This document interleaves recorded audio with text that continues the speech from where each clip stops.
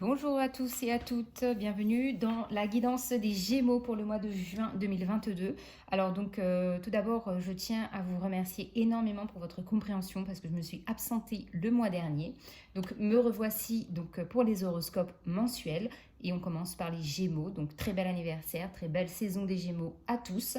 N'oubliez pas que c'est une guidance générale. Si ça ne vous parle pas, je vous invite à aller voir vos signes ascendants, lunaire, Vénus, pourquoi pas. Donc voilà, et puis comme d'habitude, merci infiniment pour votre soutien, votre présence, vos partages, vos likes, vos retours. Merci infiniment. Et donc sans transition, on y va comme d'habitude avec l'oracle de Gaïa pour la guidance des Gémeaux. Donc on commence par une énergie générale et on verra ce qu'on a comme message pour les Gémeaux, s'il vous plaît. Alors, pour les Gémeaux, qu'a-t-on comme message pour les Gémeaux sur ce mois de juin 2022? Ok, alors nous avons la carte du voyage sacré. Cycle de vie, famille, transformation, donc carte numéro 22 que je vais mettre ici. Et on est parti pour un peu de lecture, donc la carte numéro 22. Voyage sacré, cycle de vie, famille, transformation. La vie est un voyage physique à travers le temps et l'espace, mais également un voyage spirituel qui transcende leurs limites. Physiquement, nous sommes nés de la terre et nous y retournerons. Mais spirituellement, nous ne sommes jamais nés et jamais morts. Nous ne venons pas au monde, nous ne le quittons pas. Cette carte nous rappelle que nous sommes bien plus que notre corps physique. Du point de vue de l'esprit, notre vie actuelle ne fait pas plus d'une page dans le livre de l'histoire éternelle. Nous sommes les personnages d'une pièce de théâtre cosmique et nous partageons la scène avec les membres de notre famille et de notre entourage. Chaque pièce a été écrite pour rendre le maximum d'effets dramatiques. Autrement, tout serait bien ennuyeux, mais nous restons des acteurs. On requiert de nous de bien jouer notre rôle, car c'est grâce au drame humain et aux différents rôles que nous y tenons que notre compréhension de l'amour se développe et grandit. Nous comprenons ainsi combien la vie est sacrée. Rendez grâce à votre âme pour le voyage qu'elle accomplit. L'affirmation positive de cette carte: mon rôle dans la vie n'est que transitoire. En essence, je suis un être de lumière. Ma famille est mon meilleur professeur. Le drame humain m'aide à développer ma compréhension de l'amour et mon âme transcende le temps et l'espace. Donc c'est un très très beau message de spiritualité qu'on a ici pour nous les Gémeaux, parce que je m'inclus, je suis Gémeaux. Comme on le voit aussi sur cette carte, on a bien des liens en fait qui se tissent donc en fonction des cycles de la vie, en fonction de notre héritage transgénérationnel, en fonction aussi de nos familles d'âmes qu'on rencontre. Donc il y a une très belle communion, une très belle osmose et on apprend, on expérimente grâce à toutes ces transformations, tous ces cycles qu'on vit actuellement en fait. Parce que voilà, encore une fois, comme le disait cette carte, nous sommes des êtres humains qui vivons l'expérience humaine, mais spirituellement, nous ne sommes jamais nés et nous ne sommes jamais morts parce que tout est en continu, tout est lié, tout est relié. Et c'est quelque chose qui se renouvelle en fait. Donc voilà. Alors avec le tarot de Marseille, les arcanes majeures du tarot de Marseille, on a la carte du monde que je vous laisse ici. Donc le monde, c'est ça. Encore une fois, ici, on nous parle de cycle, on nous parle d'ouverture, on nous parle de transformation, d'épanouissement. Donc c'est la carte numéro 21. Pour moi, la carte du monde, ça nous parle aussi de l'expansion, de s'ouvrir au monde, de s'ouvrir vers l'extérieur et d'aller vraiment chercher peut-être pas le pourquoi de notre réincarnation, mais vraiment aller chercher ce qui nourrit notre âme. Voilà. Parce que chercher le pourquoi on est venu se réincarner, c'est peut-être c'est une mission de vie et c'est peut-être un peu compliqué pour certaines personnes. Si vous êtes dans la spiritualité, c'est quelque chose qui peut ne pas être évident. Oh là là, je suis désolée, il y a encore ce Mercure rétrograde et j'ai du mal à m'exprimer. Allez, on est parti avec le Light Seals Tarot pour les Gémeaux au mois de juin 2022. Donc, Gémeaux au mois de juin, s'il vous plaît. Ok. Gémeaux au mois de juin. Pour les Gémeaux. Ok, alors, on a la reine d'épée. Donc ça, je mets ici. Reine d'épée, impératrice, 3 de bâton. En dos de deck, alors, en dos de deck, on a la carte du fou. Ok, donc le fou, c'est ça, hein, c'est la carte du monde clôture le jeu du tarot de Marseille. Donc on repart, ensuite on recommence. Et c'est vraiment ça, le message fort ici pour les Gémeaux. Pour nous les Gémeaux, ça va être vraiment de recommencer un nouveau cycle, de repartir peut-être sur des bases différentes ou assainir en tout cas nos énergies, le cycle, vraiment aller vers la transformation, profiter de ce voyage de façon très spirituelle, très, très reliée à ce qui nous entoure, à la nature, à la terre, à la mer, aux éléments, aux élémentaux, tout ça. Vraiment, c'est ça. Et il y a vraiment cette possibilité, je dirais pour caricaturer, de devenir la personne qu'on a vraiment envie d'être, ne plus se cacher, ne plus se mentir à soi-même, ne plus jouer un jeu, d'accord? Même si, effectivement, dans cette carte, on nous a parlé d'être d'être l'acteur de notre rôle, mais c'est vraiment être acteur de notre rôle de façon positive et de façon saine, d'accord? Donc voilà ce qu'on pouvait dire déjà par rapport à ces cartes. Donc première carte, reine d'épée. Donc ce mois-ci, donc la reine d'épée, c'est les épées, c'est bien relié au signe d'air. Gémeaux, Balance, Verseau, je suis désolée. Et ici, on a une posture de reine, c'est-à-dire qu'on est sûr de soi, qu'on va prendre les décisions qui vont s'imposer à nous de manière objective, trancher dans la limite de ce qui est juste et vraiment être objective. J'insiste là-dessus parce que pour moi, je ressens vraiment le fait d'être objectif. D'accord? Ensuite, on a la carte de l'impératrice, arcane majeure numéro 3. Oui, on avait la carte 21 tout à l'heure. Je voulais parler justement de la numérologie, du chiffre 3. Donc c'est ça, c'est la communication, c'est l'échange, c'est la créativité, c'est tout ce qu'on porte en soi, qu'on nourrit et qu'on a envie de donner. On a envie de donner vie à ces projets, d'accord? Donc là, ici, ça peut être projet professionnel. On a envie de donner vie à un projet qui nous passionne, qu'on nourrit et qu'on a envie de partager avec les autres. Ça peut être aussi relié à la maternité, parce que l'impératrice, c'est ça, hein, c'est une maman, c'est une femme enceinte, une maman en devenir. Donc voilà, c'est vraiment tout ça. Ensuite, on a le 3 de bâton. Encore une fois, ici, message qui nous invite vraiment à aller de l'avant. On a encore un 3. À aller de l'avant, à laisser le passé au passé, à construire sur un avenir plus serein, un avenir peut-être aussi un peu plus aventureux. Mais là, pareil, c'est les bâtons, c'est la passion, c'est le professionnel. Donc pour moi, il y a vraiment le côté professionnel qui va être mis en avant pour les Gémeaux au mois de juin, d'accord? Et puis pour certaines personnes, si le pro, ça ne vous parle pas, c'est vraiment d'agrandir la famille ou de mettre au monde un enfant, d'accord? Parce que vraiment, on a cette notion-là, on a la Terre ici, donc c'est le monde, on a le monde ici. Les cartes, je trouve qu'elles s'imbriquent totalement les unes aux autres, parce que les messages, en fait, ils se rejoignent, d'accord? On a le monde 2 fois, on a 1, 2, 3 fois, 3 fois 3, donc encore une fois, on a le 9, hein, voilà, le 9, la fin de cycle. Qu'est-ce qu'on a encore? Ici, on a maître nombre 22.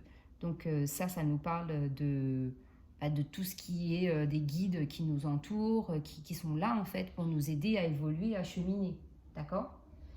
Allez, on est parti, on continue le tirage. Je vais recouvrir avec le Béline. Donc sur la reine d'épée, on a la sagesse. Donc effectivement, ici on nous parle de sagesse parce que la reine d'épée peut-être, parfois elle peut être un peu froide et un peu trop directive en fait dans ses prises de décision et de position. Donc là c'est vraiment une reine d'épée qui est assagie et qui est douce en fait dans ses actes et dans ses paroles. Il y a vraiment une certaine maturité qui a été acquise ici. On a le chiffre 6 d'ailleurs, donc c'est vraiment pour moi le 6, c'est ça, c'est la douceur, c'est la famille, c'est l'harmonie aussi, d'accord? Alors sur l'impératrice, qu'avons-nous? Sur l'impératrice, on a le despotisme. Donc le despotisme, si je fais ça comme ça, est-ce que vous voyez? Je pense qu'on est pas mal. Après, ça va peut-être un peu être compliqué, mais bon, j'aviserai en temps et en heure. Donc sur l'impératrice, on a la carte du despotisme. Ici, le despotisme qui nous parle, encore une fois, hein, de se délivrer, de se délier, de se délester de tout ce qui ne convient plus, des schémas répétitifs, peut-être des obligations familiales. On porte peut-être un poids familial trop lourd. Le despotisme, qu'est-ce que ça peut être encore? C'est le despotisme, c'est aussi s'oublier soi, et faire passer les autres avant sa propre personne, d'accord? Donc voilà, on a vraiment cette énergie-là de se prioriser, de créer un nouveau cycle, d'accéder à la transformation, d'avoir plus de sagesse. Donc sur le 3 de bâton, qu'est-ce qu'on a avec le Béline de Gabriel Sanchez? Sur le 3 de bâton pour les Gémeaux.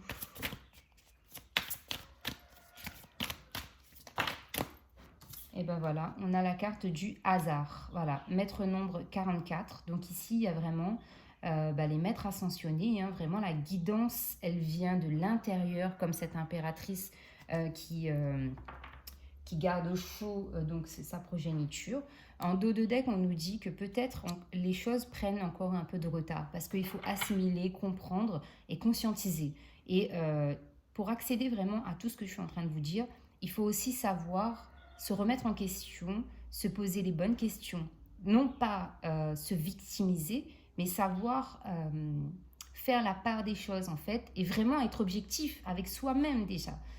Encore une fois, je le répète, ne pas se mentir et se dire « Ok, d'accord, j'ai peut-être foiré sur ce coup-là, mais là, je vais le faire autrement. J'ai ma part de responsabilité, je n'ai pas ma part de responsabilité. » C'est ça vraiment, c'est trouver le juste milieu et l'équilibre, d'accord? Donc, on nous dit peut-être qu'il y a encore un peu de retard, mais que les guides sont vraiment là. Les anges, les archanges, les maîtres ascensionnés sont là. Ils nous appuient pour accéder à cette nouvelle vie, à ce nouveau cycle qui s'offre à nous. Moi, je ressens vraiment des opportunités à saisir qui sont quand même bouleversantes dans le sens où vraiment il y a du changement très bénéfique qui arrive pour nous les Gémeaux. Hein. Donc, c'est une belle guidance. Allez, on continue avec le tarot égyptien. Donc, sur la reine d'épée et la sagesse. Qu'avons-nous sur la reine d'épée et la sagesse pour les Gémeaux au mois de juin, sur la reine d'épée et la sagesse. Alors j'espère que le micro fonctionne bien et que vous m'entendez un peu mieux. Vous me direz en commentaire. Alors, les Gémeaux. Donc les Gémeaux. Donc sur la reine d'épée et la sagesse, on a 7 de denier. Donc oui, effectivement, ici, c'est un enrichissement personnel qu'on a acquis, un développement personnel très profond, une maturité, une sagesse, ici qui est bénéfique. C'est une bénédiction et en fait, là, les guides nous disent tout simplement qu'on est sur la bonne voie, qu'on est vraiment vers un chemin beaucoup plus lumineux. Pardon. Alors, attendez, j'en ai trop. Et le 7 de denier, c'est aussi représentatif.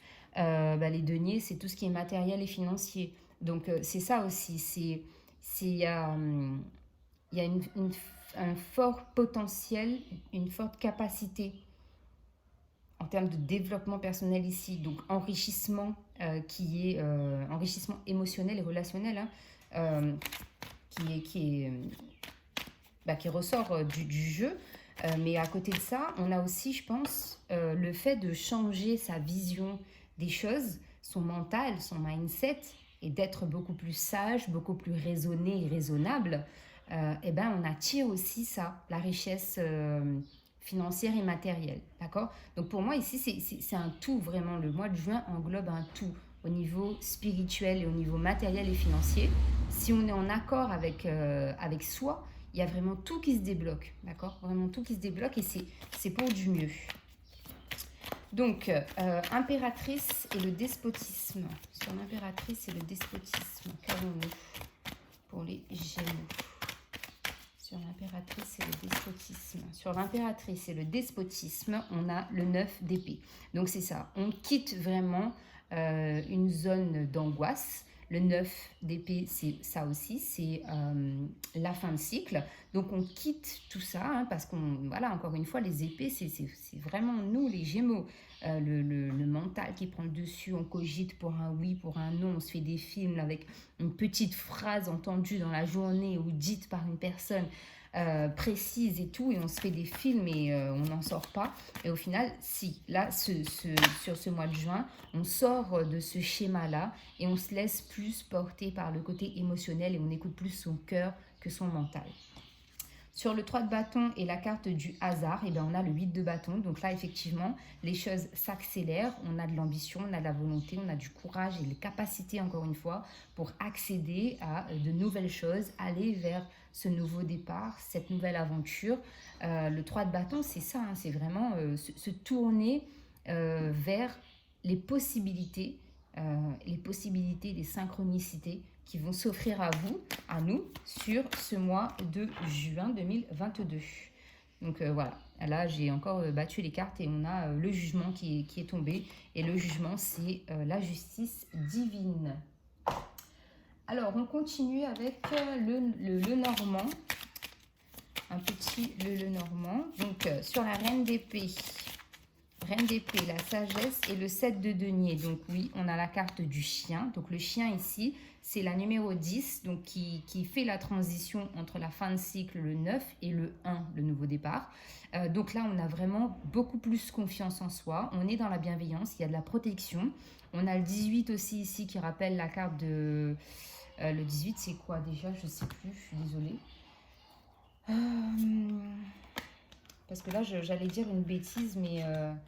alors, attendez, parce que franchement... à dire, mais qu'est-ce que c'est que celle-là? Elle est en train de faire les cartes et elle ne connaît même pas ses cartes, quoi. Désolée, mais voilà. Je préfère vérifier que de dire des bêtises et pas être juste dans mes propos. Parce que là, sinon, it's not possible. Alors...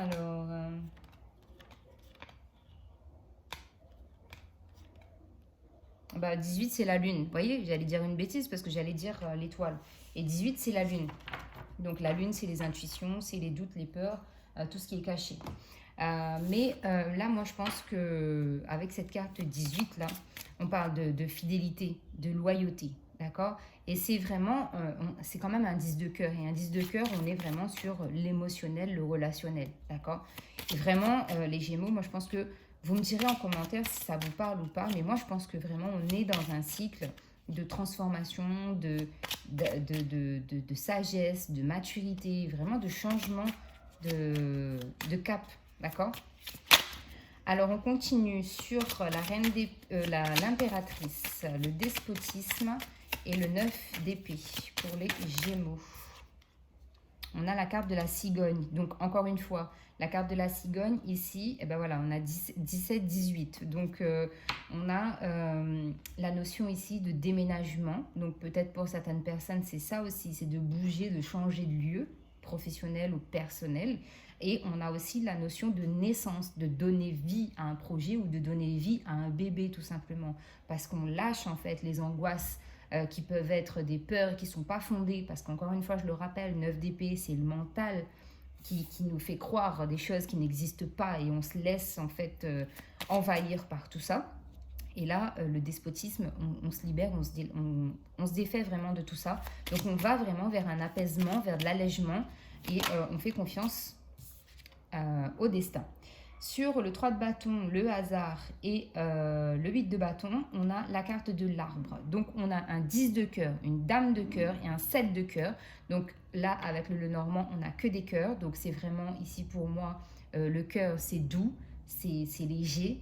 Quand on est amoureux, on est un peu con-con, donc voilà, ça veut dire qu'on ne se prend pas la tête et on vit vraiment comme des gamins, quoi. On est insouciant et on est bien. Et donc là, ici, avec la carte de l'arbre, ça veut dire qu'il y a de l'ancrage. Les choses s'enracinent fortement. Donc ça veut dire que c'est durable et que c'est stable dans le temps. Euh, Ici, on nous parle de prospérité et de santé, d'accord?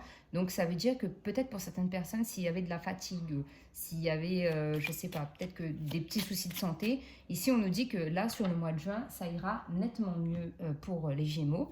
Et donc, voilà. Donc, on a un 7 de cœur. C'est vraiment, le 7, c'est la magie. Donc là, il y a vraiment, encore une fois, je le dis et je le redis, les Gémeaux, l'occasion, des occasions à saisir, des opportunités des nouveaux départs, des cycles qui changent à saisir concrètement.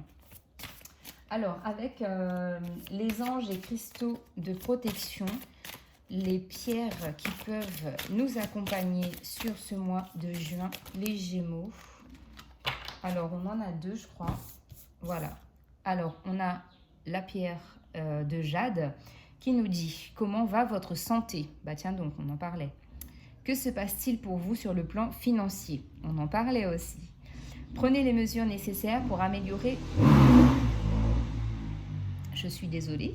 Prenez les mesures nécessaires pour améliorer votre bien-être. Consommez des aliments qui favorisent la santé et intégrez l'exercice à votre vie quotidienne.